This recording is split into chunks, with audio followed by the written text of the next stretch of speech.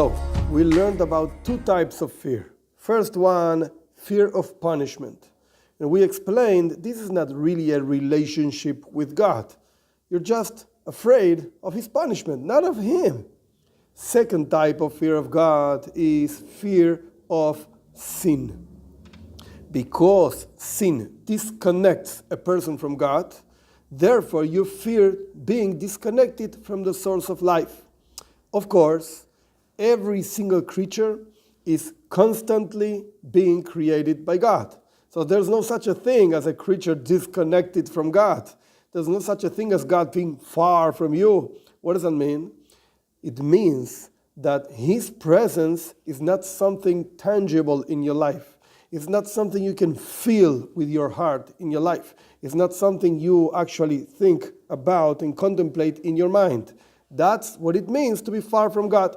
In other words, a simple example, like two people that are really, really close one to each other, but you know what? They're facing opposite directions. Their backs, they are back to back, but their faces are facing different directions, even though physically speaking, they are actually very close, back to back. However, spiritually speaking, they're really far. This is what it means to be far from God. He's everywhere. And He's creating you at the same time that you're doing something, maybe, God forbid, you're doing something against His will. But He is creating you at that particular moment. He's giving you strength, livelihood, life, etc., etc.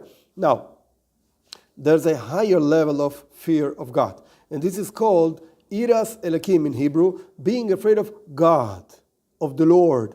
What does it mean, the Lord? The word Elokim itself, when you actually add up each letter of that word, it comes up to the number 86. And the word Hateva, which means the nature, it also adds up to the number 86. So that means that this particular name of God is responsible for the creation of nature.